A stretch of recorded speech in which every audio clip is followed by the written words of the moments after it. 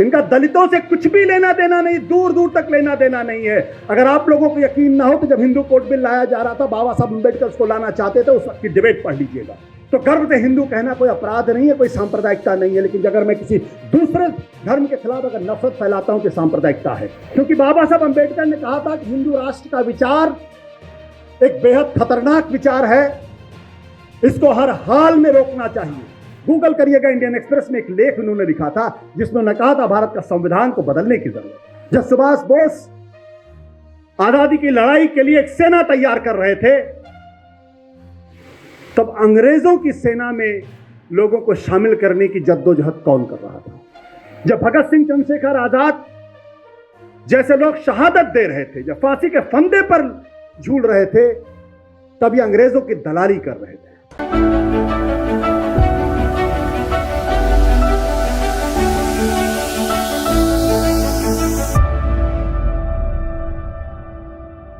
बहुत बहुत शुक्रिया तारिक साहब, आपने हमको इनवाइट किया, यहाँ पे बोलने का मौका दिया। मेरे लिए बहुत मुश्किल की घड़ी आ गई है, क्योंकि मुझसे पहले जो दो लोगों ने अपनी बातें रखी, तो एक साहब ने तो इंटेलेक्चुअल्स का ऐसा कबाड़ा निकाला कि अब मुझे भी शर्म आने लगी कि मैं अपने आप को इंटेलेक्चुअल मानूं या ना मानूं। और दूसरी तरफ जावेद साहब ने ऐसी जिम्मेदारी दे दी है कि अब आपको निभानी है। मैं प्रोफेसर रतनलाल साहब से कहना चाहता हूं कि भाई आप गलतफहमी का शिकार मत होइए। जिनको आप इंटेलेक्चुअल मानते हैं, जिस दिल्ली यूनिवर्सिटी का आप जिक्र कर रहे हैं, वहां तो पढ़ने लिखने की कोई परंपरा ही नहीं है, ये उनका खुद का कन्फेशन है। वहां तो सूचना के आगे सोचना नहीं है। तो अब आप उनसे ये उम्मीद करते हैं कि वो पढ़ने लिखने की बात करेंगे, विश्वविद्यालय के अंदर पढ़ेंगे, प्रोफेसर बनेंगे, वाइस चांसलर बनेंगे, तो आप बहुत नाइंसाफ़ी करते हैं उनके साथ। अगर पढ़ने लिखने वाले होते तो कोई ये थोड़ी कहता कि मैं तो बायोलॉजिकल नहीं हूं।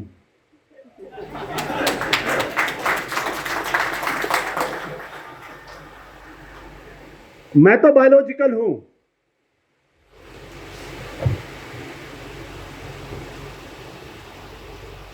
आज के दौर में मुझे लगता है जो बात जावेद भाई ने कही, जो 5 कर्तव्यों का हवाला दिया, वो एक भी चीज उन पर लागू नहीं होती है, एक भी चीज। और आज के दौर में अगर कोई मुझसे पूछे कि आज आप एक काम जो करना चाहिए हर हिंदुस्तानी को, तो कौन सा एक काम? मुझे लगता है सिर्फ एक काम है, और वो है संविधान बचाने का काम। इसके अलावा दूसरा कोई काम नहीं। अगर आपने संविधान की लड़ाई लड़ ली, तो आप इस मुल्क को बचा लेंगे, इस समाज को बचा लेंगे, माइनॉरिटी मेजॉरिटी को बचा लेंगे, और आजादी की लड़ाई में जो उसूल खड़े हुए थे उनको बचा लेंगे। ये पूरी की पूरी जद्दोजहद इसलिए है कि हिंदुस्तान का जो संविधान, जो हजारों लाखों की संख्या में जो आजादी की लड़ाई में लोगों ने कुर्बानियां दी, वो न रहे। और ये कौन लोग कर रहे हैं? ये वो लोग कर रहे हैं जिन्होंने आजादी की लड़ाई में अंग्रेजों की दलाली की। जब भगत सिंह, चंद्रशेखर आजाद जैसे लोग शहादत दे रहे थे, जब फांसी के फंदे पर झूल रहे थे, तब ये अंग्रेजों की दलाली कर रहे थे। इनसे जरा पूछिए, इनके खानदान में, इनके परिवार में वो कौन एक शख्स था जो कभी जेल गया हो? कोई नहीं। और जब क्विट इंडिया का मूवमेंट चल रहा था, जब सुभाष बोस आजादी की लड़ाई के लिए एक सेना तैयार कर रहे थे, तब अंग्रेजों की सेना में लोगों को शामिल करने की जद्दोजहद कौन कर रहा था? जब क्विट इंडिया का मूवमेंट चल रहा था, तो कौन शख्स था जिसने अंग्रेज गवर्नर को चिट्ठी लिखी थी कि इस आंदोलन को कुचलने की जरूरत है? इसलिए इनके बारे में कंफ्यूजन में मत रहिए। ये संविधान की बात करते हैं। जब संविधान को कॉन्स्टिट्यूएंट असेंबली ने अडॉप्ट किया, तब इन्होंने क्या कहा था? इन्होंने कहा था कि इसमें तो कुछ भी भारतीय नहीं है, ये सब विदेशी है और भारत के लोग इसको स्वीकार नहीं करेंगे। तिरंगे के बारे में क्या कहा था? इसमें तो 3 रंग हैं, ये तो अपशकुन है, अशुभ है। और आज ये लोग हमको और आपको सर्टिफिकेट बांटने की बात करते हैं कि आप देशभक्त हैं और फला आदमी देशद्रोही है। ये अपने दिल में जानते हैं कि देशद्रोही कौन है, देशभक्त कौन है। और हिंदुस्तान की जनता ने 4 जून को फैसला सुना दिया है कि कौन संविधान के साथ है और कौन संविधान के साथ नहीं है, कौन बाबा साहब के साथ खड़ा है, कौन बाबा साहब के साथ नहीं खड़ा है। वो कौन शख्स था जिसने कहा था कि अगर बाबा साहब भी आ जाएं तो संविधान नहीं बदल सकते? ये कहने की जरूरत क्यों पड़ी आपको? इसलिए क्योंकि पैरों के नीचे से जमीन खिसक गई थी, तब कहना पड़ा। 10 मार्च 2000, तारीख याद रखिएगा। आरएसएस के प्रमुख थे जिनका नाम था के.एस. सुदर्शन। उन्होंने क्या कहा था? Scrap this constitution. और जब करण थापर ने उनसे सवाल पूछा कि आपको भारत के संविधान में यकीन है, उन्होंने कहा नहीं। और सबूत चाहिए आपको?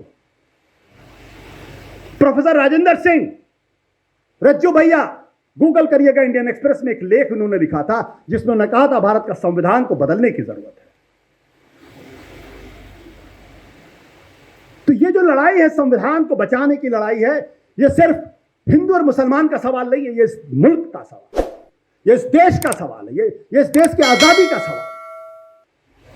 और मैं आपको एक बात और बताना चाहता हूं,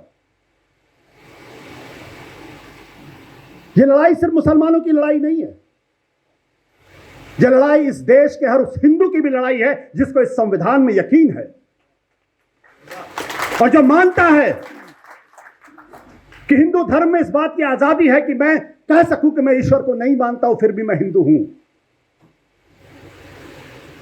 यह आजादी है। I am a non believer,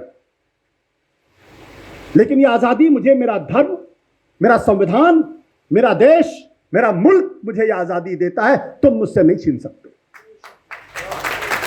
तो जो छीनने की कोशिश करेगा वो कुछ समय के लिए जरूर कामयाब हो सकता है, लेकिन अंत में उनका वही हश्र होना है जो इतिहास में लिखा हुआ है। एहसासे कमतरी से निकली हुई ये जमात है, सीवियर इंफीरियरिटी कॉम्प्लेक्स, और कुछ नहीं। और एक बात और बताऊं आपको, जब आप इनका इतिहास पढ़ेंगे, जब इनका लिटरेचर पढ़ेंगे, तो आपको इस बात का एहसास होगा कि ये हिंदू धर्म के भी सगे नहीं है। अगर आप कभी पढ़ें, और मैं चाहूंगा कि आप लोगों को पढ़ना चाहिए, 6 glorious epochs of Indian history by Savarkar, जिसमें कहते हैं, और जिन पर एक हिंदू होने के नाते मुझे गर्व है, सत्य, अहिंसा, वसुधैव कुटुंबकम, प्रेम, कृपा, करुणा, उसको कहते हैं ये परवर्टेड वर्च्यूज हैं।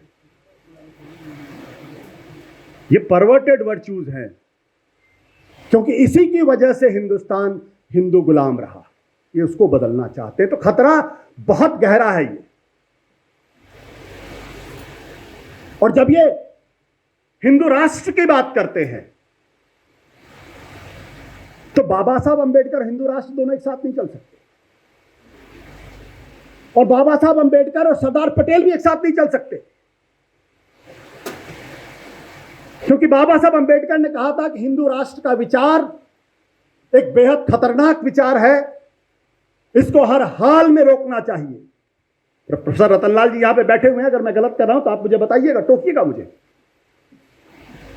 और बाबा साहब अंबेडकर से प्यार अचानक नहीं उमड़ा है, इस गलतफहमी का शिकार मत रहिएगा।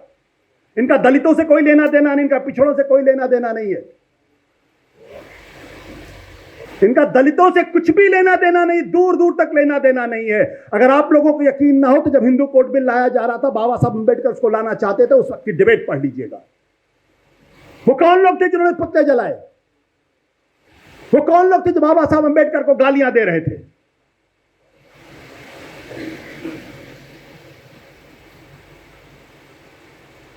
तो ये सब क्यों करना पड़ रहा है? क्योंकि आज वोट चाहिए। सत्ता में बने रहने के लिए वोट चाहिए। इनको इस बात का गुमान था कि अब तो हम नॉन बायोलॉजिकल हैं, 400 सीटें आ रही हैं तो इस देश का संविधान बदल देंगे। लेकिन इस देश के संविधान में आस्था रखने वाले लोगों ने, बाबा साहब अंबेडकर में आस्था रखने वाले लोगों ने इस बात का इंकलाब किया है कि आपको बदलने नहीं देंगे। यह संविधान तो नहीं बदलेगा। और ये बहुत लंबी लड़ाई है, ये कोई बहुत आसान से लड़ाई भी नहीं है। मुझे कभी कभी अपने कुछ कांग्रेस के दोस्तों से थोड़ी तकलीफ भी होती है कि जिस पंडित जवाहरलाल नेहरू ने सबसे पहले इनकी शिनाख्त की थी, अगर किसी को याद हो 1951-52 का जो पहला लोकसभा का चुनाव हुआ था, तब उन्होंने कहा था, तब तो इनकी कोई औकात नहीं, तब उन्होंने कहा था कि यह देश के लिए बहुत खतरनाक है। और पहला चुनाव दरअसल उस एक मसले के ऊपर उन्होंने कराने की कोशिश की, जिसकी वजह से ये हमेशा तड़पते रहते हैं। क्यों बाबा ये नेहरू जी का विरोध करते हैं? मुझे लगता है कि आज जवाहरलाल नेहरू को बहुत मजबूती के साथ खड़ा करने की जरूरत है। और एक गलतफहमी आप मत भूलिएगा, इनके निशाने पर सिर्फ पंडित जवाहरलाल नेहरू नहीं, पंडित जवाहरलाल नेहरू तो एक तरीके का ढाल है, इनके निशाने पर है महात्मा गांधी, जिनकी हत्या के बाद गिरफ्तार किए गए थे, संगठन पर बैन लगा था। तो इसलिए बहुत लंबी लड़ाई है, बहुत कम वक्त है, इसलिए मैं ज्यादा नहीं बोलूंगा। मैं इतनी सी बात जरूर कहूंगा आप लोगों के सामने कि बहुत अरसे के बाद एक ऐसा वक्त आया है जब हम सब लोगों को पूरी मजबूती के साथ खड़े होकर यह कहना पड़ेगा कि या तो हम इनके साथ हैं या इनके खिलाफ हैं। बीच का रास्ता नहीं है, बीच का रास्ता नहीं है। और एक बात मत भूलिएगा, हमारे इस मुल्क के बहुत बड़े बड़े नेताओं ने, बहुत बड़े बड़े इंटेलेक्चुअल्स ने, बहुत बड़े बड़े पत्रकारों ने, बहुत बड़े बड़े इतिहासकारों ने इनको हमेशा अंडर एस्टिमेट किया है। और जब इतिहास में जाएंगे तो हमें ये कहते हुए थोड़ी सी तकलीफ भी होती है, लेकिन ये कहना चाहिए कि जयप्रकाश नारायण ने अगर ये न कहा होता कि अगर ये फासिस्ट है तो मैं भी फासिस्ट, तो आज इनकी औकात नहीं होती, हैसियत होती नहीं। राम मनोहर लोहिया ने अगर 1963-64 में अगर इन लोगों के साथ मिलकर, दीनदयाल उपाध्याय के साथ मिलकर अगर गठबंधन नहीं किया होता तो ये कभी भारत की राजनीति के मेन स्ट्रीम में नहीं आ सकते। इसको भी इंट्रोस्पेक्ट करने की जरूरत है, इसको भी समझने की जरूरत है। मैं इनका विरोधी नहीं हूं, लेकिन मुझे लगता है कि एक ऐसे मौके पर इतिहास की उन तमाम धाराओं को, उस अंतर्धाराओं को भी समझने की जरूरत है और अपनी गलतियों को पकड़ने की जरूरत है। अगर मैं कहता हूं कि मैं गर्व से कि मैं हिंदू हूं, तो गर्व से हिंदू कहना कोई अपराध नहीं है, कोई सांप्रदायिकता नहीं है। लेकिन अगर मैं किसी दूसरे धर्म के खिलाफ अगर नफरत फैलाता हूं तो सांप्रदायिकता है। अगर मुसलमान भाई कहता है कि मैं गर्व से मैं मुसलमान हूं, तो ये कोई अपराध नहीं है, कोई सांप्रदायिकता नहीं है। लेकिन अगर आप दूसरों के खिलाफ नफरत फैलाएंगे तो ये अपराध भी है और ये सांप्रदायिकता भी है। और आखिरी बात कहना चाहता हूं, ये दीनदयाल उपाध्याय रोड पर है ये सड़क, ये बिल्डिंग। 1965 में पुणे में उन्होंने एक भाषण दिया था जिसको इंटीग्रल ह्यूमनिज्म कहते हैं। इस देश के हर इंटेलेक्चुअल को पढ़ना चाहिए। मैं खास तौर पर चाहूंगा कि संजय जी, तारिक भाई और जावेद भाई इसको जरूर पढ़ें। वो किताब 1985 में भारतीय जनता पार्टी ने भारतीय जनता पार्टी ने बाकायदा उसको अपना इंटेलेक्चुअल उसको क्या बोलते हैं, उसको एक विचारधारा के तौर पर स्वीकार किया है। वो भारतीय जनता पार्टी का अपना ऑफिशियल डॉक्यूमेंट है। उस डॉक्यूमेंट में लिखा हुआ है कि भारत को हिंदू राष्ट्र नहीं धर्म राज्य होना चाहिए।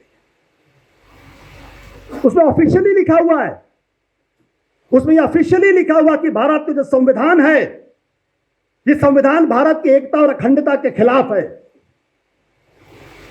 मैं नहीं कह रहा हूं,